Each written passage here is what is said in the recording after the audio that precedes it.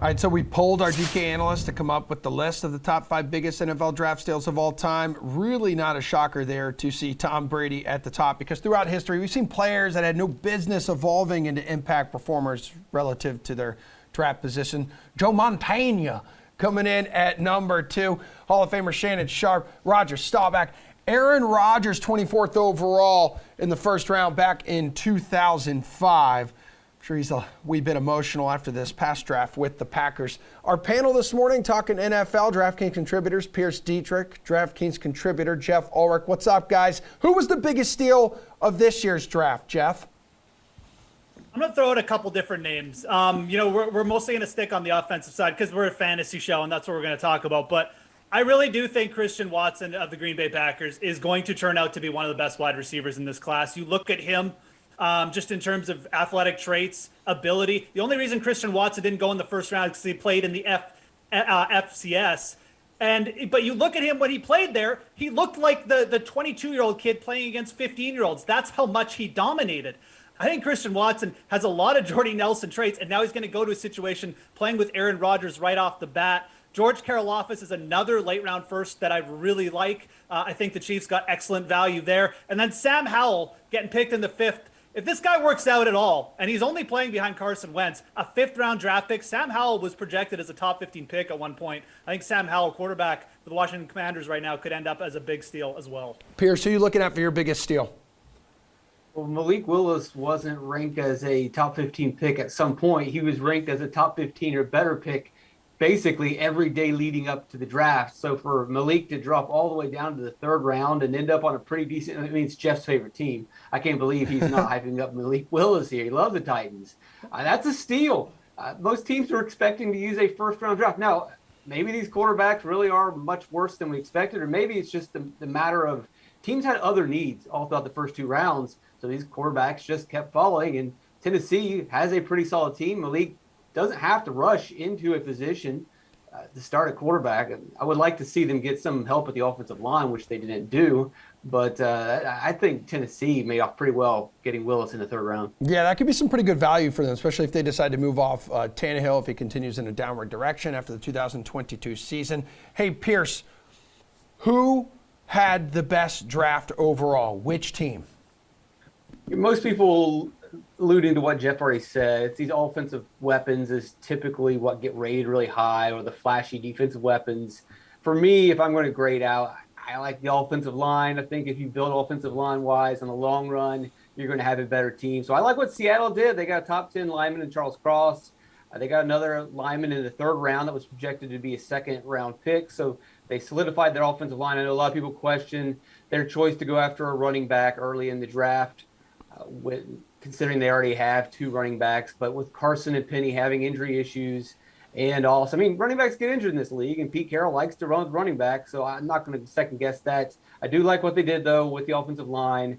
If they can figure out their quarterback situation, I think Seattle could be a really good team this season. Well, that should work out well for future Seahawks quarterback Nick Foles there, Geoff.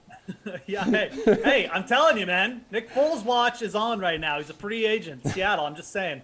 You only got Drew Lock right now. Everyone's all hot and bothered over the Jets draft. I mean, it's fine. Like, some good players obviously are going there, but like they also drafted a wide receiver 10th in a really deep wide receiver class, and they took like the first running back off the board, which generally doesn't really work out that well. So, it's not like Pearce alluded to. I'd rather side with guys, shoring up their O-line as well. I think Charles Cross was a good pick by the Seahawks. I like the Kansas City draft a lot. They got Karlaftis, which is great value. Trent McDuffie is good value too. He graded out very well. And then they got Sky Moore, who maybe is not going to replace Tyreek Hill, but like he's going to be a very solid underneath receiver for them. So Kansas City sticks out. I still think the absolute best draft is the Green Bay Packers. This team got so scorched in the 1st round for not taking a wide receiver. But what did they do? They added 3 high-end defensive players, Devontae Wyatt, Kingsley, and Bargay. And then they got 2 underrated wide receivers as well. Romeo Doubs is really good, along with Christian Watson.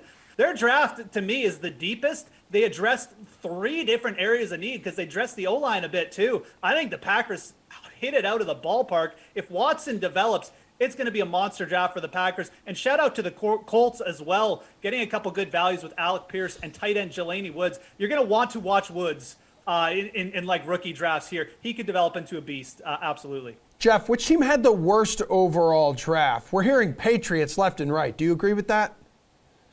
I mean, the Patriots, sure. I mean, I guess you could get on the Patriots if you want. To me, it's the Panthers.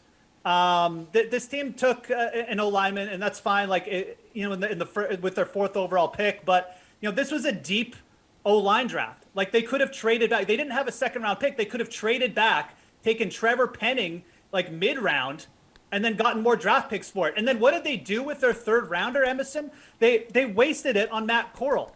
Like, Matt Corral wasn't even rated in the top 5 quarterbacks in this draft by a lot of people. And is he really an upgrade over Sam Darnold? So you've got a team with tons of positional need, especially on defense. And they take an O-lineman, that's fine, high, but then they don't make any trades to shore up their draft. They draft a quarterback who probably won't even see the field with their 3rd rounder. And they basically just, have a nothing draft. It's great they got a high-end O-lineman, but they did address no other needs. And in my opinion, Corral's probably going to end up as a wasted pick. So the Carolina Panthers, ever since that Sam Darnold trade, I'm telling you, this franchise has made a ton of bad decisions. Yeah, Matt Rule's job security is tied heavily to the Panthers' level of success this season. We've seen him whiff on multiple quarterback acquisitions already. What do you think about this one, Pearce? I think you need to give Rule a little bit of a break here. It's a 3rd-round quarterback. No, I won't give him a break. If the 3rd-round quarterback doesn't work out, you can't really for throw Sam him under the Darnold. bus. I'm not giving him a break. I'm also talking overall. He's 10-23 is his record the last 2 seasons. That's 500 for Pearce, though. So. He's made plenty of mistakes. Carolina's made plenty of mistakes, but one thing they did address, which we've talked about for years, is getting an offensive lineman. Did they pick the right lineman? I don't know if that was the case. Should they have traded down to get more picks? Absolutely, like Geoff mentioned, but they did what they did. They took a lineman. That's what we wanted, or what they wanted. And Matt Corral is really, I mean, he's fine. He's whatever. They didn't have very many picks, so we can't really throw them under the bus. New England clearly was the worst, reaching for the guard in the 1st round, and then drafting a wide receiver that didn't even seem like that was one of their main needs.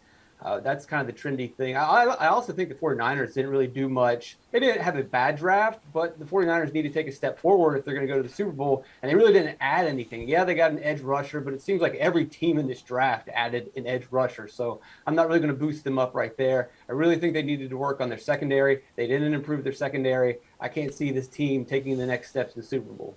All right, Pearce, from the draft, out of all these picks, give me a dude who's going to have an immediate fantasy impact. Chris Olave is going to just explode onto the scene. The Saints were dead 2 months ago. I mean, we were talking about how much of a train wreck this team was, and it looks like Winston's going to be back. You've got Olave's going to be back. Michael Thomas is excited to be playing with another Buckeye. You've got Kamara is still there. Yeah, they lost Terron Armstead, but they replaced him with a 2nd-round tackle. He obviously isn't a perfect replacement, but the line is still halfway decent. I think Olave and the Saints offense is going to be really explosive. It's also, I mean, obviously they're going to have trouble with Tampa, but the other teams in that division, they can absolutely put some points up and have a big season. All right, Geoff, what do you think? Well, just to finish that Saints point, let's not forget, like, the Saints have actually owned the Bucs, especially like just overall, outside of that one postseason loss, obviously. So, I like the draft for the Saints as well. And let's not, like, Michael Thomas, I mean, would we really be shocked if he got traded? So I like the Olave call too. I think everyone's kind of looking at Drake London in Atlanta, but like, I don't know, man. I mean, Kyle Pitts is going to command a lot of targets. How much are they going to be passing the ball? They are going to be passing the ball a lot because their defense still stinks. But another contender for worst draft, by the way, in my opinion, Atlanta. But I think Christian Watson, Treylon Burks, 2 other guys who are going to have just immediate fantasy impacts. Watson could be a bit of a project, I admit. Again, he played in the FCS. We don't know what he's going to come. If he comes in and hits the burners right off the bat, though, with Aaron Rodgers, man, like that connection, I'm telling you, it's going to be something. But Treylon Burks is a player who I'm very confident is going to be able to come in and make plays for the Titans right off the bat. All those targets with A.J. Brown gone. Robert Woods coming off ACL. I think Woods will be an important part of the offense too. But Treylon Burks is a guy you should be targeting. And I think I'd almost prefer him if you were in a rookie draft or something over Drake London, just because of the landing spot and the fact that the Titans are a good team. So Treylon Burks, Christian Watson, 2 other wide receivers can have immediate impact. And Marcus Mariota 7 in at quarterback. That changes things a little bit too. I mean, the Falcons could be bad again in 2022.